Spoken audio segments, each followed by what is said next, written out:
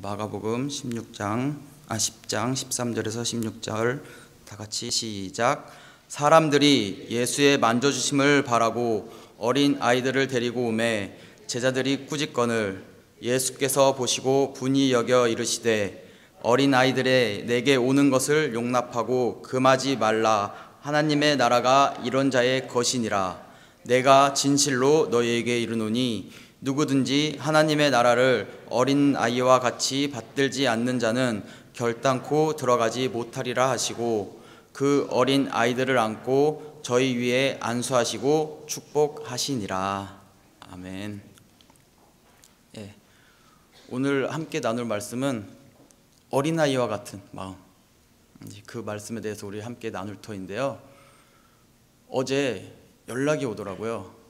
이 예배 준비하신 담당하시는 분이 찬송가 300장 맞냐고 다시 한번 확인을 하시더라고요. 이 찬송가 보면 300장에 어린이 찬송이라고 이렇게 위에 써 있거든요. 그것을 보시고 이게 혹시 맞나 다시 한번 확인을 하시더라고요. 그래서 맞다. 오늘 그런 어린아이와 같은 마음으로 좀 말씀을 들었으면 하는 바람과 그 말씀이, 그 찬송이 또 이 말씀 구절을 분 따서 이제 그 작곡한 거거든요.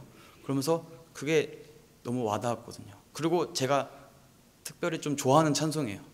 그 순수한 마음. 원래 요청을 이렇게도 할까 했거든요. 어린아이와 같이 찬송 부르라고. 나와 같이 예수께로 가면 나는 기뻐요. 나와 같은 아이 부르셨어요. 예수께로 나오실 때 정말 기쁜 마음으로 다들 오셨죠? 좀 작은데 알겠습니다. 어린아이들은 네 이럴 텐데 아직 좀 나이가 드신 분들이라 그런가 봐요. 오늘 여기 앉아 계시거나 유튜브를 보시는 모든 이제 분들 중에 대부분 초신자보다는 좀 신앙생활을 오래 하신 분들이 더 많을 거라고 봅니다.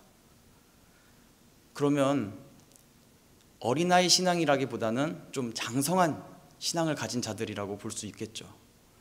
그런 자들에게 오늘 말씀이 좀 나를 돌아보는 시간 되었으면 좋겠어요. 우리가 너무 익숙해지고 너무 오래 생활했던 것들에서 좀 어린아이와 같은 순수한 마음, 그런 마음을 좀 가지시면 좋겠습니다. 본문 말씀을 좀 같이 보도록 할게요. 제가 이제 본문 말씀을 차근차근 볼 터인데 13절에 보면 이 상황은 뭐냐면 제자들이 예수께로 어린아이를 데리고 오는데 어린아이를 데리고 오매 제자들이 꾸짖고 있어요. 그 사람들을. 어린아이들을 예수께로 이렇게 와서 축복해달라고. 우리도 보통 목사님들한테 많이 그러잖아요. 우리 아이들을 좀 축복해달라고 이렇게 하는 그런 풍습이 이때도 어린아이들을 랍비나 이제 존경하는 분에게 축복해달라고 가는 게 관습적인 일반적인 행태였거든요. 그런데 제자들은 꾸짖고 있어요. 왜 그랬을까? 생각을 해보면 이 제자들은 예수를 생각하느라고 이렇게 한 것이겠죠. 예수님께서는 할 일도 많고 더 급하고 중요한 일들을 해야 되는데 이런 어린아이들까지 이렇게 다 하기는 시간적으로나 예수님께서 힘드시니까 좀 제지를 하고 빨리 가 이렇게 하면서 꾸짖었겠죠. 그 광경을 예수께서 14절에 보시고 분이 여겨 그 꾸짖는 모습, 제자들이 어린아이를 데리고 오는데 그것을 못 오게 막는 것을, 꾸짖는 것을 보시고 분이 여겼다고 하시고 있어요. 예수님께서 강한 감정을 드러내신 거죠. 근데 이 분이 여겨라는 이제 헬라어 원어를 보면 두 개의 합성어인데 마니와 이제 슬퍼하다, 탄식하다, 이 두 개의 합성어입니다. 그러면 직역하면 많이 슬퍼하다, 크게 탄식하다. 예수님께서 제자들의 그 행동을 보시고 크게 탄식하죠. 안타까운, 답답한 마음을 이렇게 표출하신 거예요. 왜 그랬을까? 이 조금만 앞에 보면 이제 마가복음 9장에만 봐도 36절, 37을 보면 어린아이를 하나를 영접하는 것이 곧 나를 영접한다고. 예수께서 어린이에 대한 교훈을 제자들에게 한 후였어요. 그런데 그런 아이들을 막고 있는 거죠. 그러니 얼마나 답답하겠어요. 이 제자들이 막고 있는 것도 답답하고 영적으로 깨닫지 못한 것에 대한 그 분함, 답답함이 드러나는 장면이에요. 그리고 14절을 보면 내게 오는 것을 용납하고 금하지 말라. 용납하고 금하지 말라.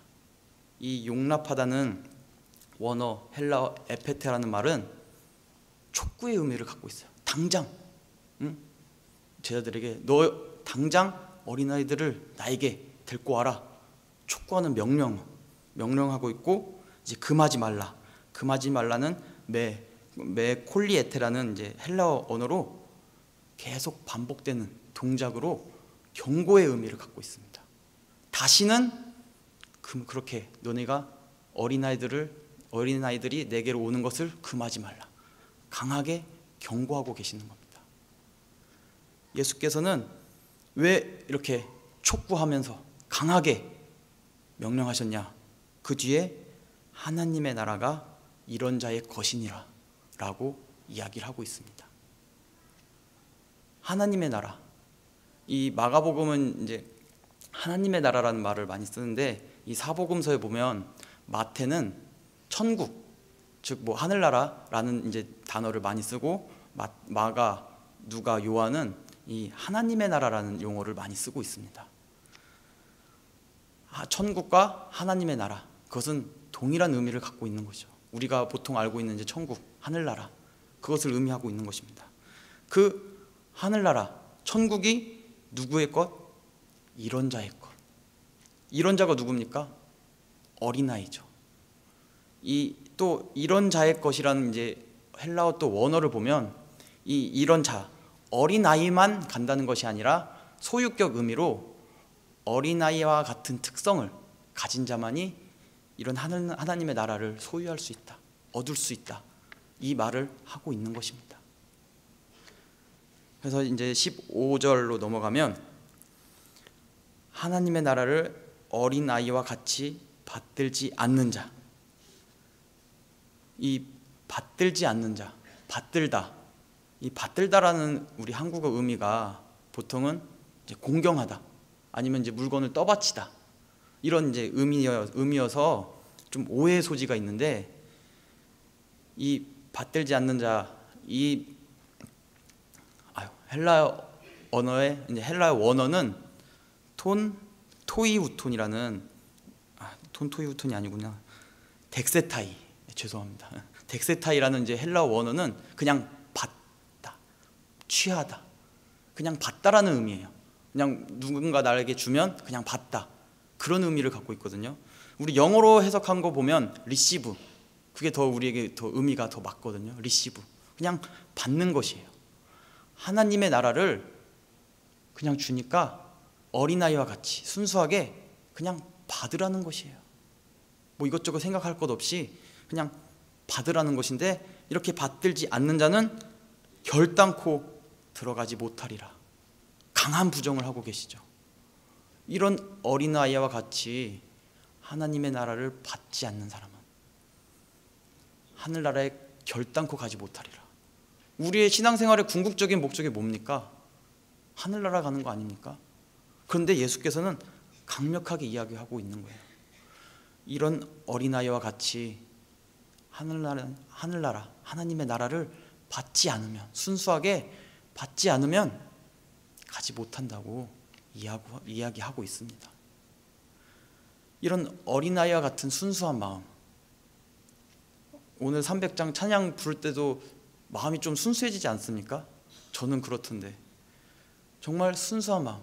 근데 말로는 이게 쉬운데 행동으로는 또 쉽지가 않거든요. 정말 순수하게 하나님의 말씀, 하나님의 나라를 받는 게 쉽지가 않아요. 제가 이 말씀을 확 깨닫게 된 게, 제가 결혼을 하고 아이를 낳고 아이를 기르다 보니 이 말씀이 너무 제게 깨달아지더라고요. 자녀가 없을 때는 몰랐었는데 이제 아버지의 마음을 좀 알게 되었고, 또 나도 자녀잖아요. 하나님의 자녀잖아요.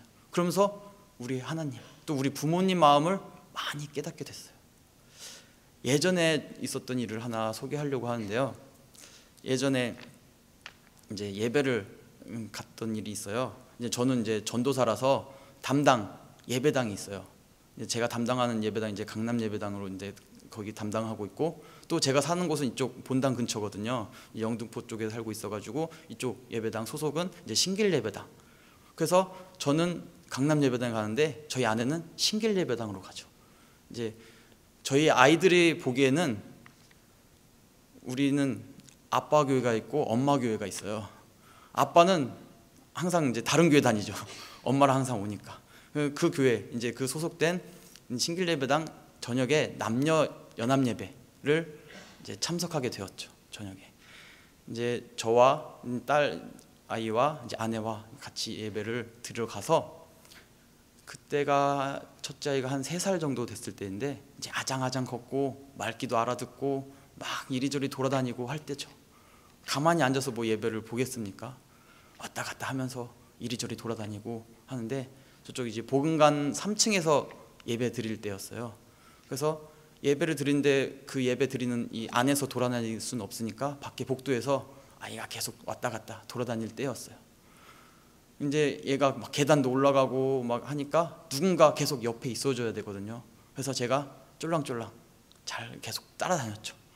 그런데 얘는, 어린아이들은 에너지는 에너자이잖아요. 그래서 지치질 않잖아요. 계속 돌아다니고 가만히 있질 않잖아요. 저는 가만히 있고 싶은데, 그냥 앉아 있고 싶은데 계속 쫓아다니까 제가 좀 꾀를 낸 게, 복도에 보니까 제 허리 정도 되는 이제 책상이 이렇게 하나 놓여져 있더라고요. 아, 그래, 내 아이를 책상 위에 올려놓으면 거기 공간은 좁으니까 못 움직이겠구나. 거기에 올려놓으면 되겠구나. 그리고 난 좀 편히 쉬면 되겠구나. 이런 생각으로 아이를 책상에 올려놓고, 거기 떨어지면 위험해, 다쳐, 큰일 나, 절대 내려오면 안 돼, 그러면서 당부에 말을 하고 이제 슬슬 가는데 아이가 그냥 갑자기 뛰어내리는 거예요. 그래서 내가 놀라서 막 얼른 받았죠. 그래서 내가 당황해가지고 안 돼, 절대로 내려가면, 절대로 뛰어내리면 안 돼. 그래서 다시 올려놓고 가려는 순간 또 뛰어내리는 거예요. 그걸 보면서 좀 아버지로서 약간 뿌듯한 마음도 있고 좀 뭉클한 마음이 생기더라고요. 무엇이냐면, 얘가 날 그렇게 전적으로 믿고 있구나, 날 하나도 의심하지 않구나. 자기가 뛰어내리면 내가 받아줄 것을 얘는 그냥 의심이 없는 거잖아요. 너 뛰어내리면 안 된다고 내가 가려고 하는데도 의심 없이 자기 온몸을 던진 거예요. 우리 하나님께 온전히 전적으로 내 온몸을 던져드리고 있나요? 그 장면을 보면서 확 깨닫게 되더라고요. 아, 하나님께서 이런 어린아이와 같은 전적으로 순수하게 하나님을 의지하는 그 마음을 보시는구나. 그것을 깨닫게 해주셨어요. 그걸 보면서 나는, 나 같으면 거기 올라가서 주변 환경을 보면서 나보다 내 키보다도 높고 떨어지면 아플 테고, 만약에 아버지가 날 안 받아주면 어떡하지? 이런 걱정, 근심으로 선뜻 뛰어내리지 못했을 텐데, 이 어린아이와 같은 내 자녀는 나만 보고 그렇게 뛰어내린 거예요. 나만 의지한 거예요. 그런 믿음 주님이 원하시는구나. 나에게도 하나님을 정말 전적으로 믿는, 의심하지 않고 내 온몸을 던질 수 있는 그런 믿음을 주님께서는 원하고 계시구나. 그것을 깨닫게 된 일이 있었습니다. 우리 신앙생활도, 근데 지금 우리 아이가 지금은 올려놓으면 어떨까요? 지금 이제 5살이 됐는데요. 올려놓으면 어떨까요? 울어요. 울고 안 뛰어내립니다. 그게 우리와 똑같은 거예요. 처음에 우리 신앙생활 할 때는 정말 주님만을 막 전적으로 의지하고 믿고 기도하고 응답받고 그 기쁨으로 충만했는데, 점점 노련해지고 익숙해지고 가다 보니까 주님만 바라보는 것이 아니라 주변 환경도 보는 거죠. 우리 베드로의 말씀 잘 알죠. 베드로 이제 예수께서 베드로에게 바다 위로 오라고 했을 때 그때는 갔지만 주변 환경을 보고 빠지죠. 이제 우리 아이도 순수함이 약간 빠진 거죠. 장성하다 보니까. 우리 신앙생활이 그렇게 변하면 안 되는데 처음에는 그렇게 전적으로 하나님을 믿고 의지하고 순종하고 달려나갔던 내가 점점 머리가 커지다 보니 점점 뭔가 많이 알다 보니 이것저것 재면서 주님을 의지하는 것이 점점 낮아지는 거예요. 나를 더 의지하고 있는 거죠. 나를 더 의지하면서 주님을 점점 배제하다 보니까 주님이 원하시는 그 순수한 신앙을 잃어버리고 있는 것이에요. 우리의 신앙이 정말 제가 아이를 키우면서 그런 걸 많이 깨닫게 돼요. 어릴 때는 정말 말을 잘 듣죠. 물건 갖고 와라 하면 잘 갖고 오죠. 조금만 더 크면 지금 아직까지는 그래도 좀 말을 잘 듣는 편인데 자식 다들 저도 뭐 커왔지만 점점 사춘기가 되고 하면 부모님 말씀 잘 듣습니까? 지지리도 안 듣죠. 이거 하라고 하면 안 듣고 내가 왜 해? 싫어, 안 해. 이런 말들이 그냥 툭툭 튀어나옵니다. 우리 현재 신앙생활이 어떤지 한번 돌아보시길 바라겠어요. 하나님께서 이거 하라고 하는데 저 못해요, 안 해요, 싫어요 하고 있진 않은지, 내가 하려고 해서 못한다고 하는 게 아니라 정말 하나님께서 하나님만 전적으로 믿고 하면 되는데 그렇게 하지 못하는 것, 그런 내 모습이 있지 않은가, 그것을 좀 돌아보셨으면 좋겠어요. 그러면서 정말 우리 이런 어린아이와 같은 그 마음을 소유하셔서 정말 주님께 전적으로 의지하며 나아가시기를 예수님을 부탁드리겠습니다. 오늘 말씀을 좀 마무리하면서 이 어린아이의 특성에 대해서 좀 세 가지로만 좀 이제 추려봤어요. 어린아이의 특성 중에 하나는 부모에게 절대 의존적이에요. 부모 없이는 얘네들은 세상을 다 잃죠. 부모 떠나면 울고불고 난리 나요. 우리도 하나님 없이는 울고불고 난리 나야 돼요. 하나님만을 붙들어야 돼요. 하나님만 붙들어서 가시기를 예수 이름으로 부탁드리겠습니다. 그리고 어린아이들은 부모의 말에 절대 순종해요. 부모님 뭐 하라고 하면 그대로 순종하는 거예요. 우리도 하나님 말씀에 그대로 순종합시다. 하나님 말씀 하찮은 게 있습니까? 하나도 없어요. 그 말씀 하나하나 그냥 어린아이 같이 순수하게 듣고 순종하라는 거예요. 순종하시기를 예수님으로 부탁드리겠습니다. 그리고 마지막으로 아이들은 부모를 잘 따라해요. 모방해요. 그럼 우리의 부모 되신 우리 하나님, 인간으로 오신 예수, 우리 예수의 삶만 따라가면 우리 신앙생활은 모범된 신앙생활 아니겠습니까? 주님만 따라하세요. 다른 사람들, 인간들 따라하는 것이 아니라 주 예수께서 이 땅에 오셔서 하신 모습만 따라하면 돼요.